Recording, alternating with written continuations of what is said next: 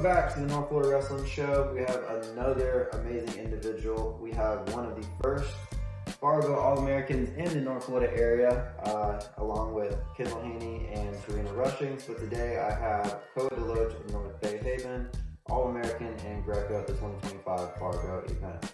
So thank you for coming on. Yeah, nice. Thank you. Thank you for having me. Congratulations. Thank you. Yeah, so first off, let's see, where are you from? You're from Guam? Yeah, I'm from Guam. Born and raised? I was born there, but I was mostly raised in Hawaii. Okay, military parents? Yeah. Alright, my sister's actually was born in Guam. Oh, really? Yeah, that's pretty cool. Yeah, what is it? It's Guamanian. I said, I think you were talking about this and I got it wrong. It's not Guamanian. What is it? Some people can, they won't, be upset if you What's the official? It's Chamorro. Chamorro? Yeah. Okay, so next time I'm around a Guamanian, I say Chamorro. Yeah, I'll be impressed. I appreciate it. I like to impress the foreigners, you know? I like when they're like, oh, this white boy knows things. Yeah. Alright, so, when did you get to Panama City? I got here a year ago. It's been a year and 1 month. Alright, well, let's go back. When did you start wrestling? Did you start wrestling over in Guam or over in Hawaii? I started wrestling in Guam. So I was born in Guam and then I moved to Hawaii and then I actually lived in Florida for a little bit. Yeah. I went back to Hawaii and then I went back to Guam for whenever high school started. Yeah. And I started in freshman year. Started wrestling in freshman year? Yeah, I started wrestling freshman year. Okay. How did you do? Wait, what grade are you in now? Junior? Yeah. Junior going into senior year? Yeah. Alright, how did you do your freshman year? My freshman year, I was really bad, but I was just so gritty and I was so determined and that got me through a lot of my matches. I won the All Island Championships that year. Over in Hawaii? In Guam. In Guam? Yeah. So they freestyle Greco in Guam? They do, so the school year does folk style, but, the clubs mostly do freestyle. See, that's cool. I never even thought about Guam and its wrestling culture. Yeah, it's pretty cool. Is it pretty intense or how would you describe it? Well, so the technique there is really bad, but everybody there is just so gritty and so athletic. It's pretty big. Jiu-jitsu is huge in Guam. It's one of the biggest. I can see it being great. It's got that Asian, Latino kind of fusion. Yeah. You know what I mean? Yeah. My wife's Filipino and they got that kind of the culture's mixed, but in the best ways. Some of the hardest workers, period, too. Yeah. That's what my mom. They definitely work hard, yeah. That's what my mom told me. My mom was there with her husband. That's how my sister was born over there. And that's what she said. The Guamanians, super nice too. Yeah. They said once they found out she was pregnant, they were just feeding her all the time. Yeah, they're some of the nicest people. Yeah, greatest. All right, so what's been one of your favorite places that you've been so far? That lived or lived. I love travel, so this is I'll get to the wrestling, but I'm a big travel guy. I really loved Hawaii. In Hawaii, we would island hop. We would go through all islands. Kauai is super, super pretty. It's really nice. I like Maui too. Yeah.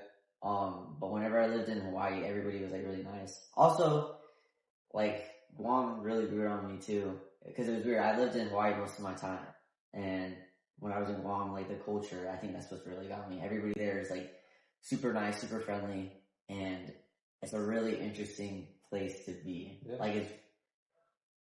Whenever I tell my friends stories about Guam, it's just unbelievable. It's just different. I bet you the pictures blow them away too. Yeah. Are you a surfer? Did you surf? I used to surf back in Hawaii, but there's no waves in Guam. It's sad. Oh yeah, there's no waves here either. Yeah. It's I see some people with their surfboards in Panama City beaches. So it's where are you going with that? You're not going to do anything. Yeah. Get your boogie board out and stop pretending.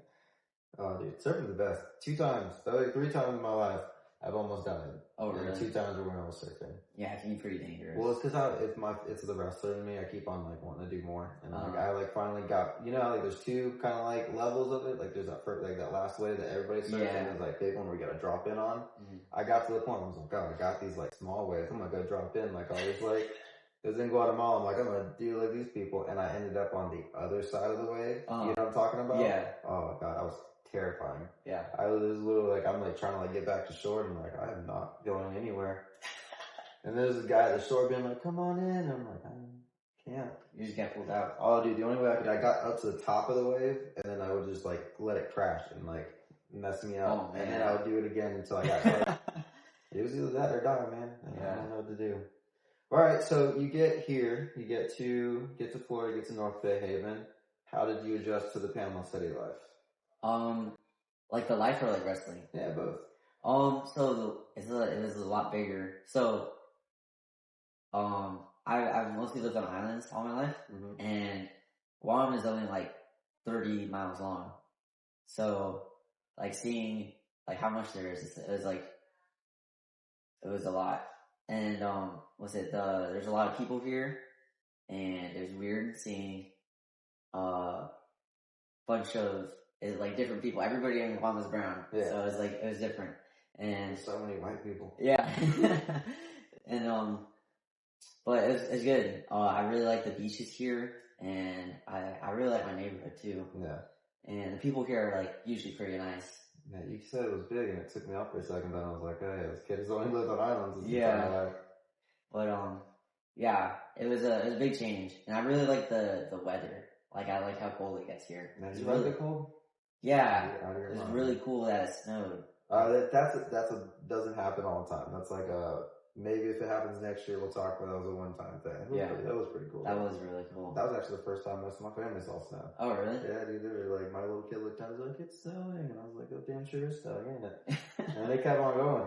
Yeah, it was crazy. Me and my wife were gonna go out and get like hot chocolate for a second, and then like we got 2 feet, and we're like, we can't. Oh really? Yeah, we can't drive in snow. Yeah, no way. Gonna do that.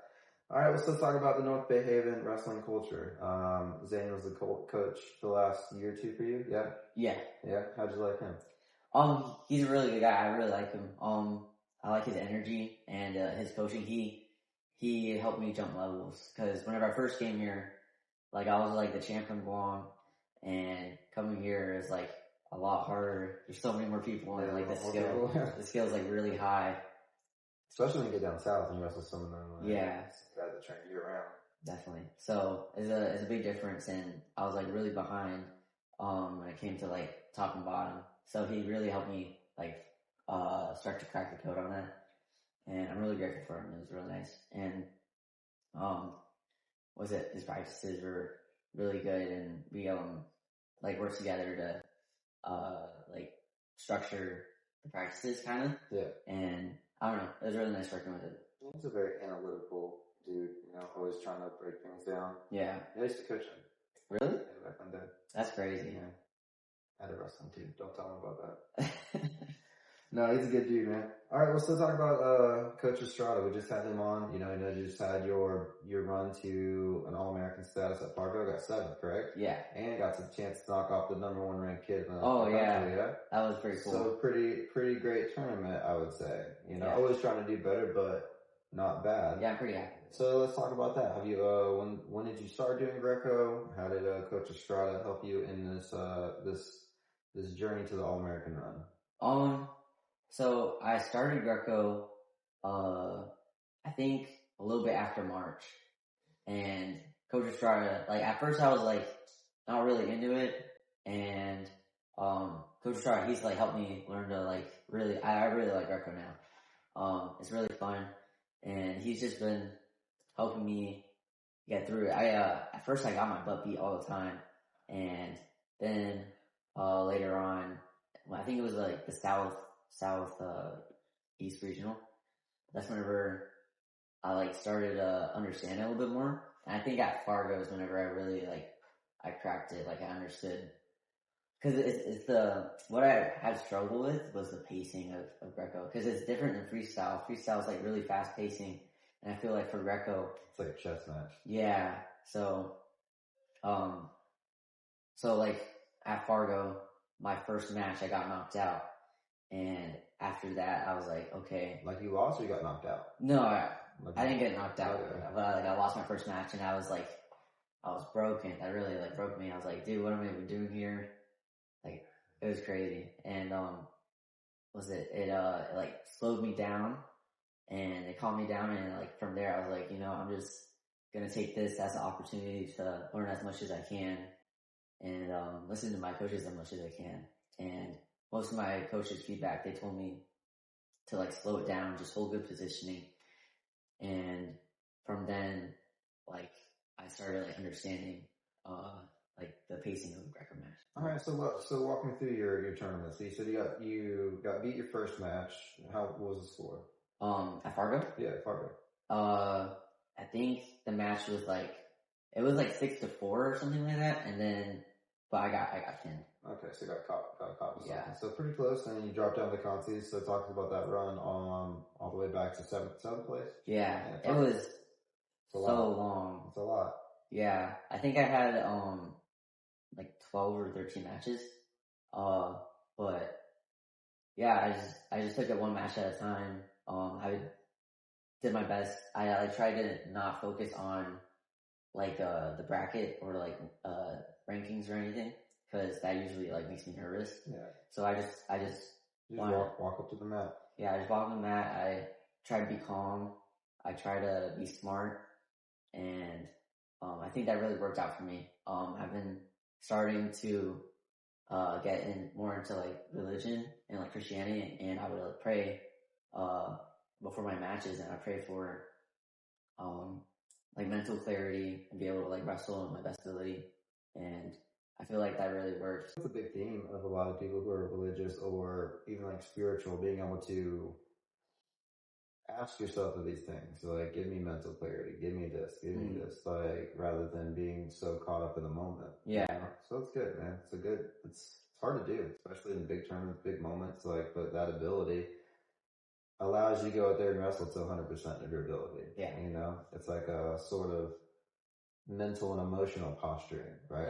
One of the big things I talk to people now is like, physical posture, like, head being down, this, that, and the other can break you.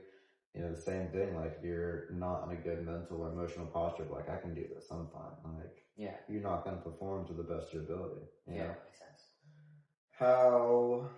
So how did it feel after you knew that you All-American? When you're like, you made it through that lap, that obviously still have more matches to go, but finally broke that match, and it's like, all right, I'm leaving here with a little stop sign. Dude, I was so happy, and I didn't believe it at first. I was like, are you sure that was the match? Because I had no idea that was my All-American, like the blood run match. It was against the number 1 seed too. Oh, so you had to beat the number 1 seed to All-American. Yeah. Ooh. And I didn't even know he was the number 1 seed. I thought it was just some other guy. Some scrub. Yeah. And you're like, oh, that was who that was? Yeah, I was like taken aback. I was like, no way, I just did it. So did that give you a little bit of a boost on like how good you are at this? Because like I was talking to someone last night on a podcast about, so I think my neutral got way better when I won a state title. Nothing really changed. It was just confidence. Yeah, that like confidence with the title. Did you feel like after that you're like, oh, I'm an All-American. I've been, I beat the number 1 seed. Like, do you now feel like, oh, I'm one of the best? Like, obviously you are, but do you now believe you're one of the best in the nation?